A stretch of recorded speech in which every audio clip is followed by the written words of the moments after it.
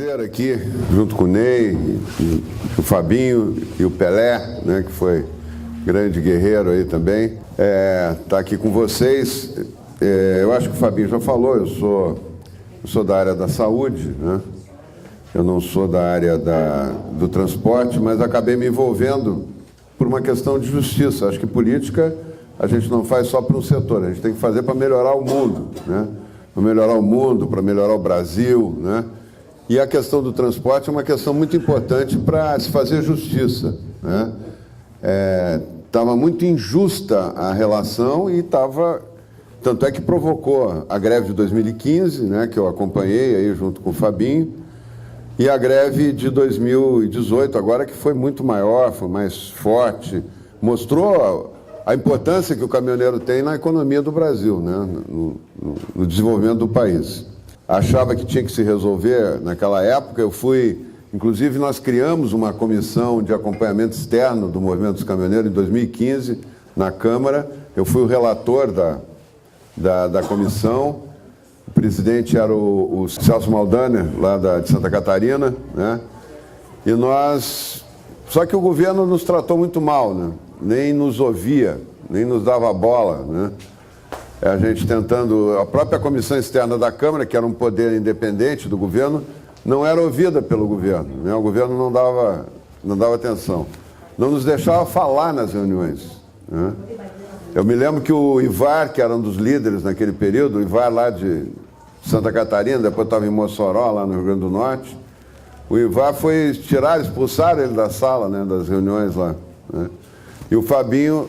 Eu conheci o Fabinho nesse período, até porque a greve, uma parte importante da greve começou em Santa Rosa, aí que eu me vinculei, né, através do Fabinho, me vinculei ao movimento de vocês.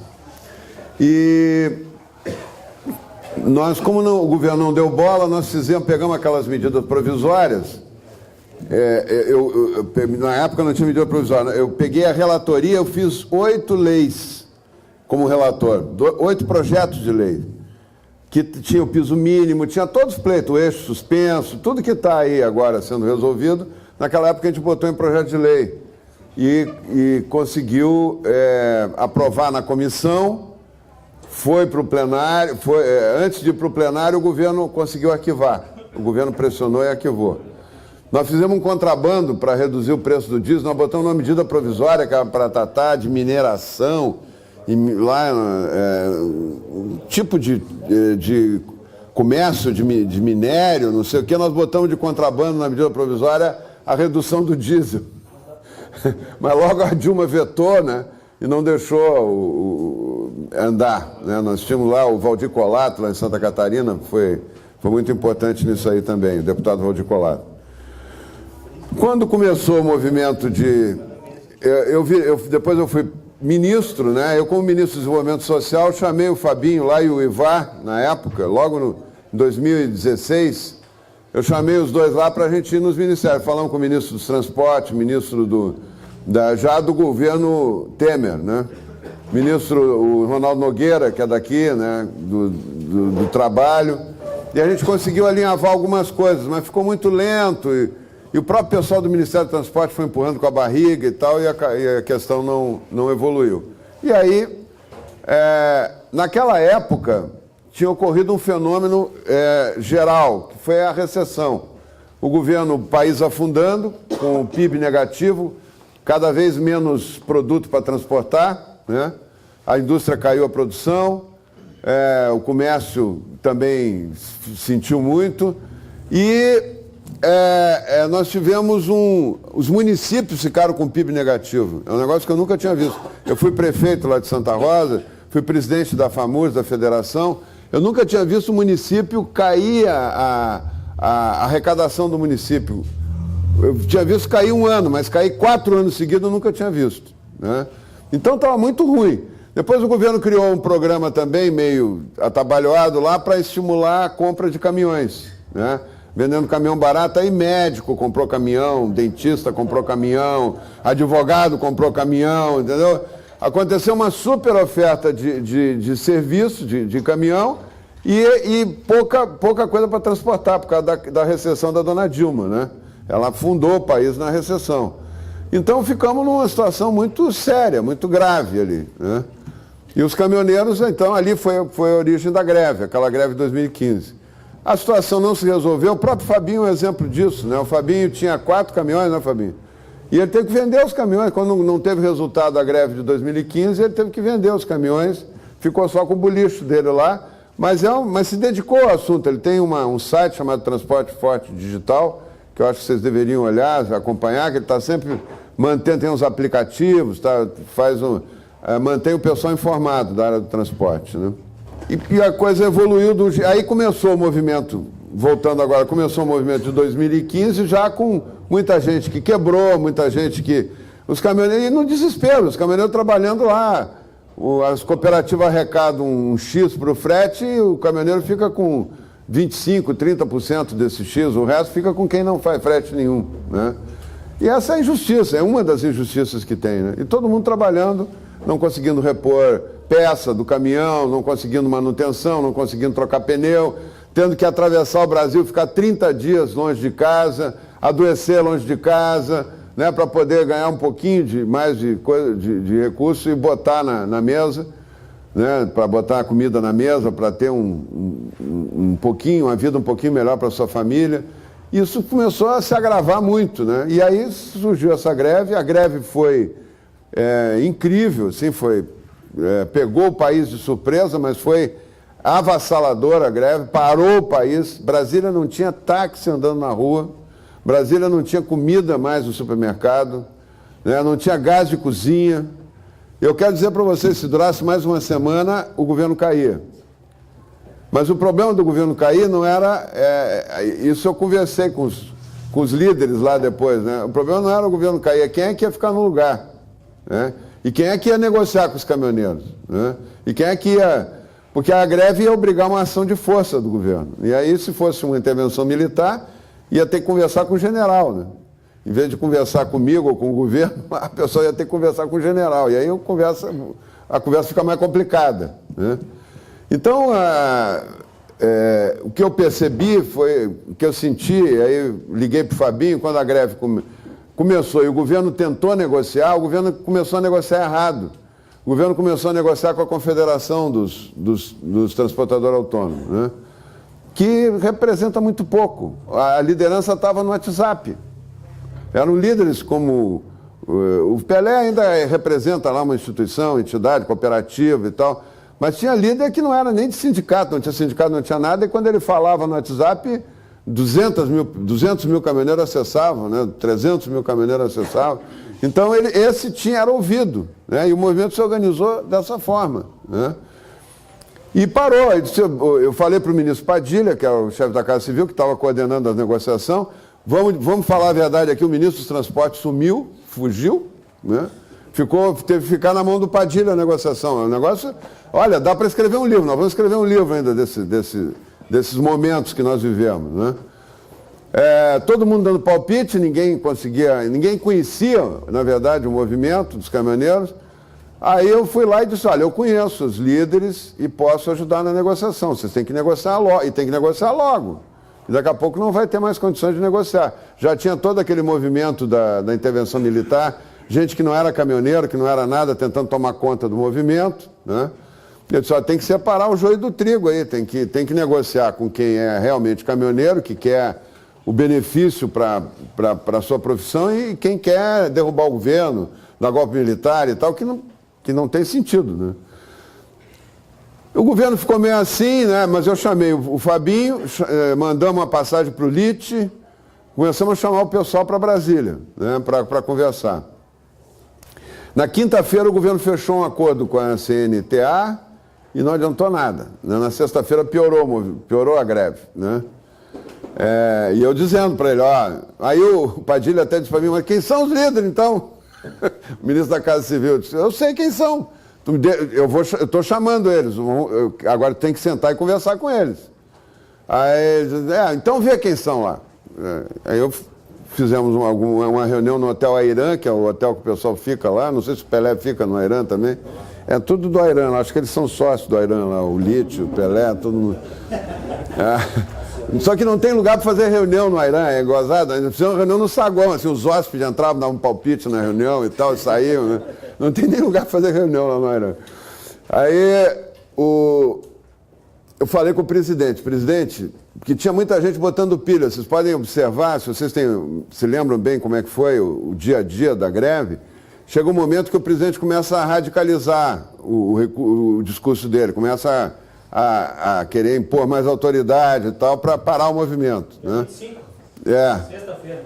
E eu disse para o presidente, isso aí não vai colar, isso aí, o movimento está muito forte, não adianta, e tem que conversar, tem que negociar, é a negociação política que vai resolver, não é força, o Exército está se preparando para entrar, para desobstruir aquele negócio todo, né? Os governadores chamando a polícia, começou um clima de guerra quase, né? E aí eu conversei com o presidente ficou olhando assim e disse, eu acho que tem razão, nós temos que fazer uma negociação política. Eu disse, então deixa comigo, eu trago o pessoal, o senhor tem que ouvir o pessoal, né? Ele disse, não, traz o pessoal então. E até no domingo de manhã, nós fizemos uma reunião no sábado, né? Eu levei o pessoal de Volta Redonda lá para o meu gabinete, ficamos conversando lá, o pessoal que parou a Dutra, né? Imagina, pararam a Dutra. Chamei eles lá para conversar através do Fabinho, conversamos longamente e tal. Eu disse, olha, eu não estou aqui, eu não sou governo, eu não estava mais no ministério, né? Eu sou deputado e eu quero saber assim, para parar a greve, o que precisa? O que vocês acham? Qual é a pauta principal para a greve, para o pessoal voltar a trabalhar? Aí disse, aí começaram, dando uma sugestão, não fizeram uma lista de 50 itens. Não, 50 itens não dá, né? Vocês têm que... Quais são os mais importantes, né? E aí o Fabinho escreveu à mão ali, eu dei para a minha secretária digitar, ela digitou, imprimiu, eu dei para eles, agora eu vou tentar, sem compromisso nenhum, eu vou tentar negociar por vocês aí, com o presidente. Saí dali do meu gabinete, eles foram embora, eles não acreditavam, né, que eu estava em linha com o governo, né? Eles acharam que eu estava blefando lá, que estava me gavando lá, que eu podia negociar, né? Aí eu saí de lá, fui direto no Palácio, peguei o presidente descendo, embarcando no carro, junto com o ministro da Fazenda e o ministro do Planejamento. E aí parei, só isso aqui é a pauta, presidente, os 4 itens, os 4 que foram com as medidas provisórias, né? A redução do diesel, o preço mínimo, o eixo suspenso e o frete da Conab. É isso aqui, ó. Negociou isso aqui, a gente tem chance de fazer o movimento, o pessoal voltar a trabalhar. E o que o pessoal falou, que estava diferente da outra negociação, é o seguinte, nós precisamos de uma medida já. Não é uma coisa assim, vamos trabalhar para ter uma lei, não sei o quê, não. Tem que ser uma... Então a única maneira de ter a solução já é medida provisória. Porque a medida provisória o presidente determina, ele escreve a medida provisória, ela vira lei na hora. Depois ela tem 4 meses para ser referendada pelo Congresso. E eu disse isso para ele, tem que ser medida provisória. Aí ele chamou o guarda lá, que é o ministro da Fazenda, o guarda deu uma olhada, não dá para tirar o PIS/COFINS, mas dá para fazer um subsídio e tal. Tudo em pé ali, do lado do carro a conversa, né? Aí o presidente virou para mim e disse, então continua a negociação, pode continuar. Aí eu voltei lá, e aí domingo nós nos encontramos no hotel, às 14h, e aí eu disse, olha, o único jeito da gente acertar isso agora é vocês irem no Palácio hoje ainda, domingo. E a gente sentar lá com o ministro Padilha e resolver esse negócio. E o pessoal ficou assim, duvidando que ia poder entrar no Palácio domingo, né? Então, assim, vai, pode entrar, vocês vão entrar. Aí faltava o Chorão, né? Aí ligaram para o Chorão. O Chorão não estava acreditando no movimento, na solução. O Chorão não acreditou, não foi. Aí o LIT, foi a turma, o pessoal de Volta Redonda, o Baitaca lá do Mato Grosso, né? Foi o pessoal do Paraná, o Plínio, né? A turma do transporte de container, né? O pessoal foi para lá, foram 15. Sentamos às 7 horas, 9 horas, fechamos a negociação. E o governo mandou publicar as medidas provisórias. E o presidente, às 9h05, entrou em cadeia nacional e anunciou o acordo, né? E a partir dali o movimento começou a se falar, o Chorão ainda fez uma mobilização para não... que ele queria mais e tal, não sei o quê, mas ficou sozinho, depois voltou para a negociação. Então nós vocês conseguiram uma vitória extraordinária, né? Eu fui apenas um instrumento, né, para agilizar isso aí. Mas como o diabo mora no detalhe, nós tínhamos que depois aprovar a lei no Congresso. E aí tinha medida provisória. Estavam sugerindo um pessoal de São Paulo lá para ser relator do piso mínimo. E lá eu me atravessei e disse, não, eu quero ser o relator aqui. Eu vou ser o relator disso aí. E aí conseguimos aprovar em tempo recorde na comissão mista. Fizemos audiências públicas. O dia da votação foi muito engraçado, porque era tanta pressão da CNA, da CNI, que o Senado não indicou o presidente da comissão. As comissões mistas ou é o presidente do Senado e o vice é da Câmara, ou é o contrário, o presidente da Câmara e o vice do Senado. O Senado não indicou. Nós fizemos a comissão funcionar sem o Senado. Era uma comissão mista, e o vice era o Peronde. Aí eu falei, Peronde, tu tem que assumir isso aí, tu assume e vamos tocar. O Peronde é deputado, não é senador, né? E o Peronde assumiu e tocou. Fizemos as audiências públicas e depois, na hora que nós fomos votar o relatório, que era um relatório que foi esse relatório que foi aprovado agora, os deputados da frente lá, ruralista, lá, foram contra. Então eles começaram a pedir, a protelar, a fazer a votação, não sair a votação. E aí ele pediu vistas, o deputado lá de São Paulo, né, pediu vista. Pediu vista. Aí, bom, pediu vista, tem 24 horas.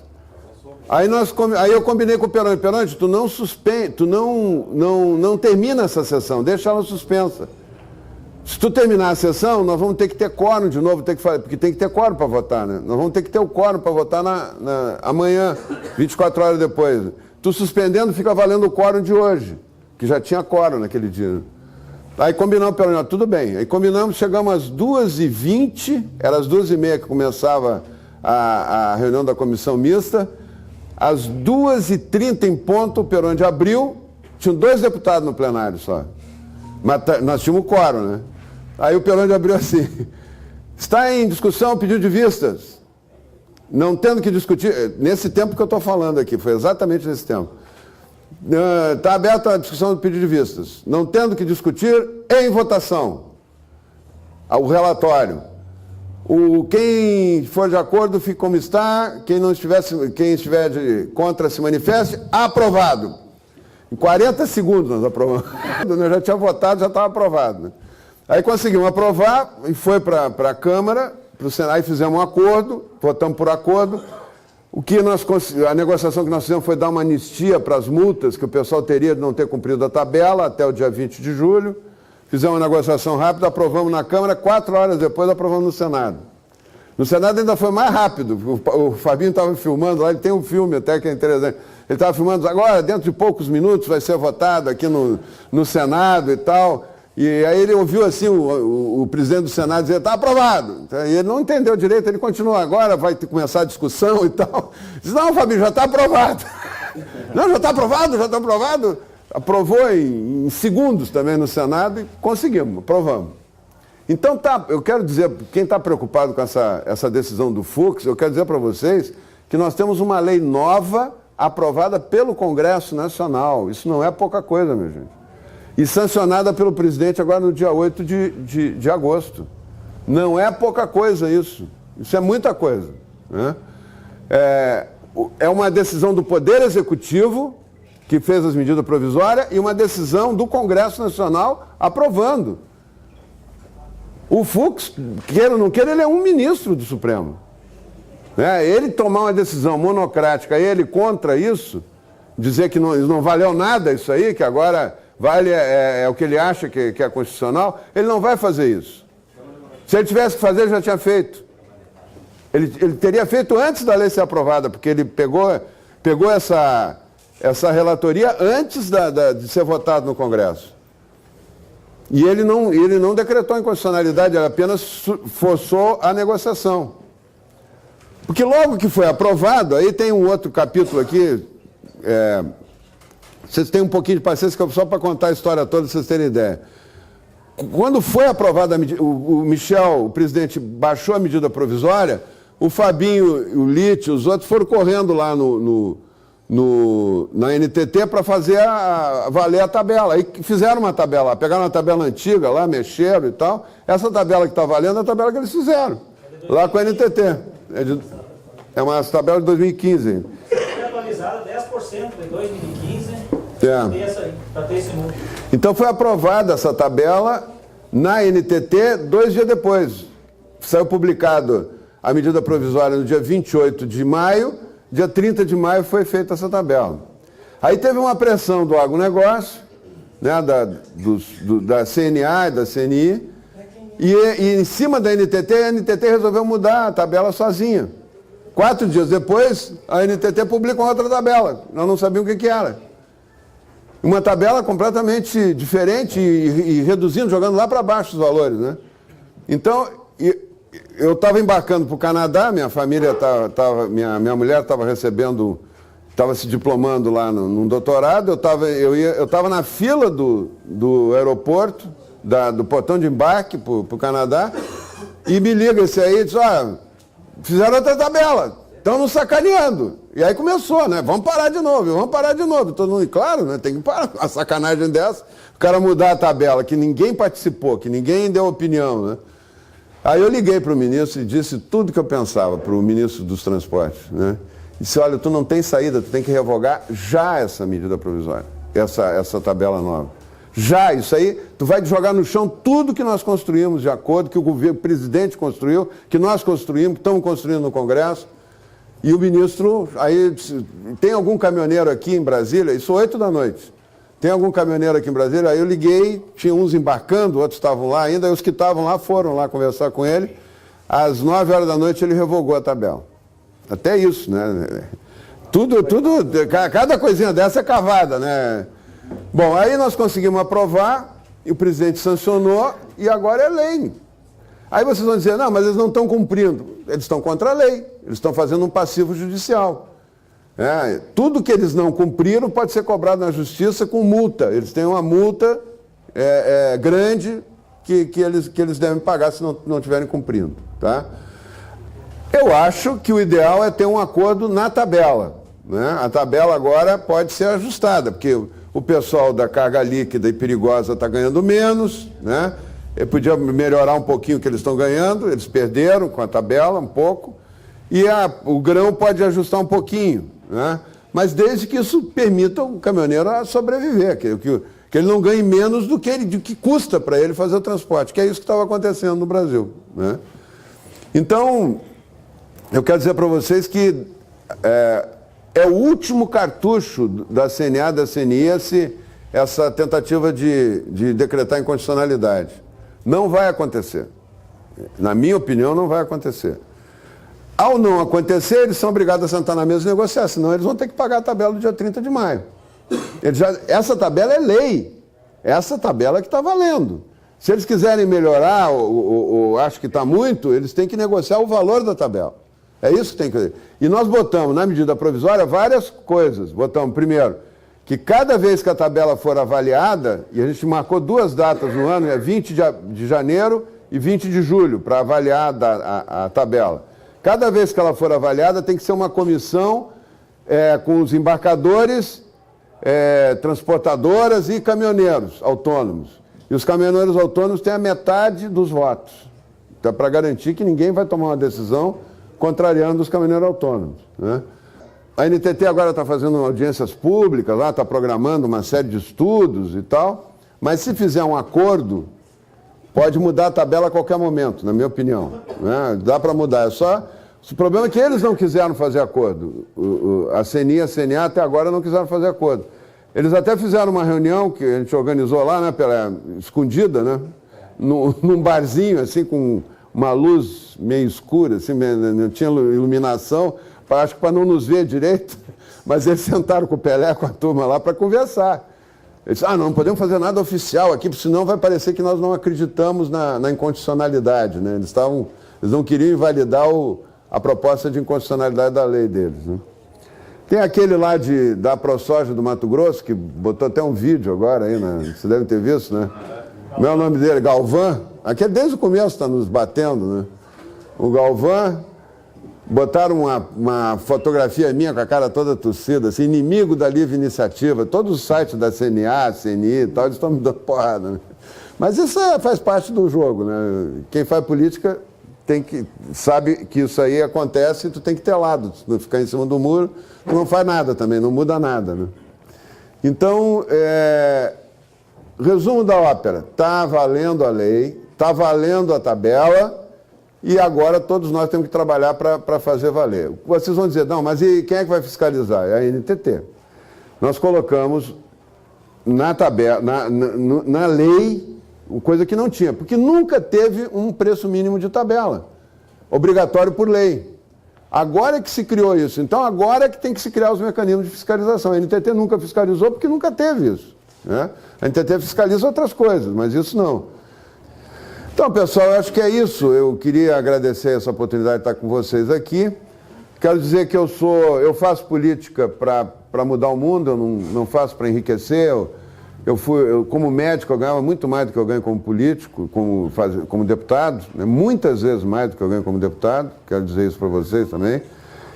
Só que eu nunca me conformei com o mundo injusto que a gente vive, né? Eu comecei a fazer política por indignação, porque eu achava que tinha que mudar. Eu, como médico, na década de 80, eu atendi um doente que tinha o seguro, ou carteirinha do INAMPS, ou podia pagar, eu conseguia resolver o problema dele. Tinha outro com o mesmo problema, mesma dor, mesmo sofrimento, mesmo risco de vida, e eu não podia ajudar ele em nada, porque ele não tinha dinheiro para comprar o remédio, não tinha seguro para se internar, não tinha nada, né?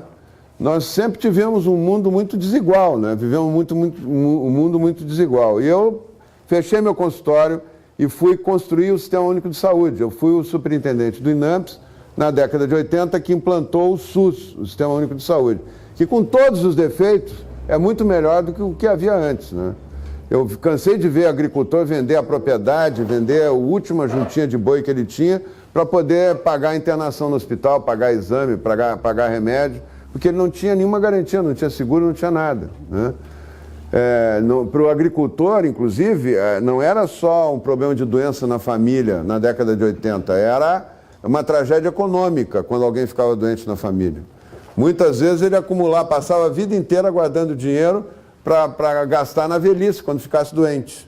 Isso não pode ser um projeto de vida, né? Não pode ser um projeto de vida isso, né? Então eu comecei, fui secretário de saúde, fui o primeiro prefeito a ter a saúde da família no Brasil, a ter na cidade.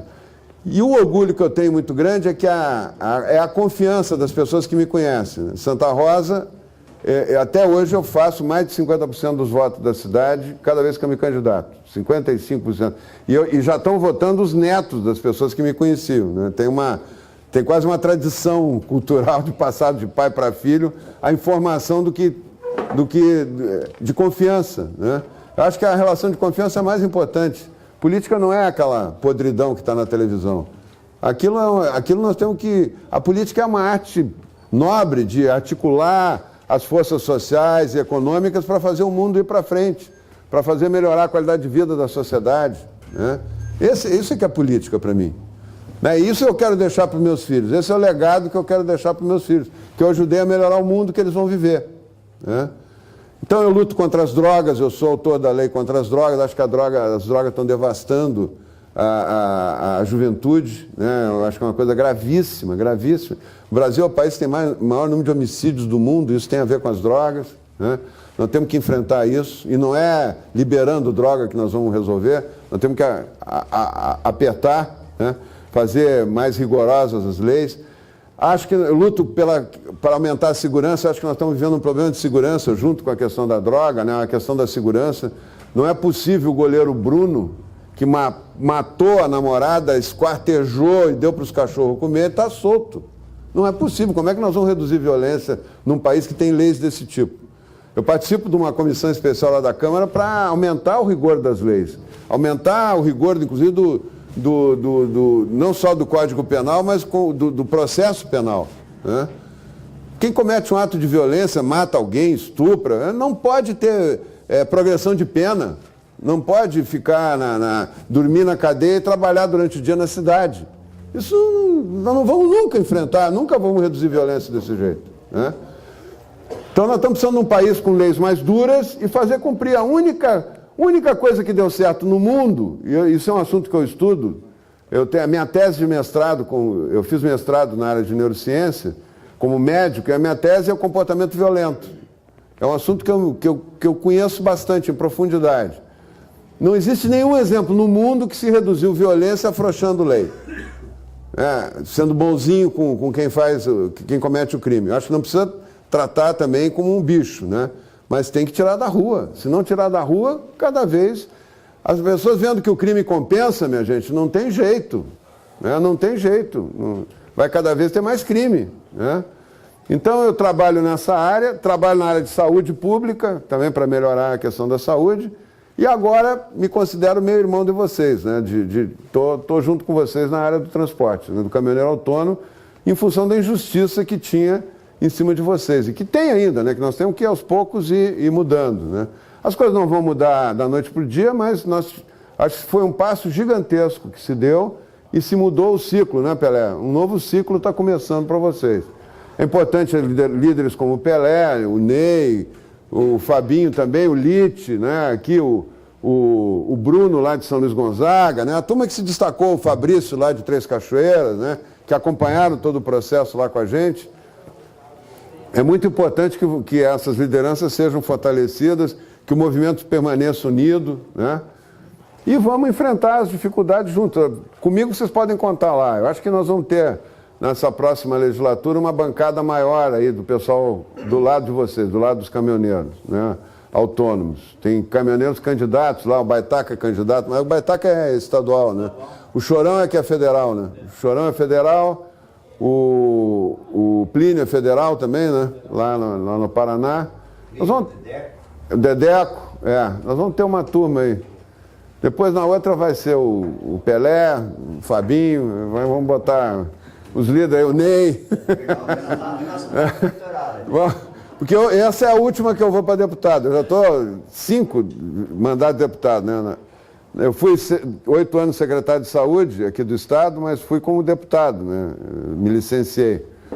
E agora na próxima, eu acho que eu já tenho idade e experiência acumulada para dar um passo adiante e poder fazer mais, né? Ou como senador ou como governador. Eu vou para uma eleição majoritária na próxima, né? Ou até para, sei lá, quem sabe, né? Da conjuntura a gente pegar uma vice-presidência da República, alguma coisa assim, né? Mas de qualquer maneira, eu acho que política a gente tem que pensar grande. Se der, deu. Se não der, eu vou para casa e vou cuidar da minha vida, né? Mas enquanto eu tiver força, enquanto eu tiver saúde, vocês podem contar comigo, tá? E agora eu também vou precisar do apoio de vocês para poder continuar a caminhada, né? Porque não se iludam, parece que é uma coisa óbvia isso, mas do outro lado estão fazendo pressão, os sindicatos rurais, o pessoal está dizendo que eu sou inimigo do agricultor, que eu sou, né, que eu sou inimigo do agronegócio, né? Também eu preciso de um apoio do lado de cá para poder contrabalançar, tá bom? Contem comigo aí. Muito obrigado, viu?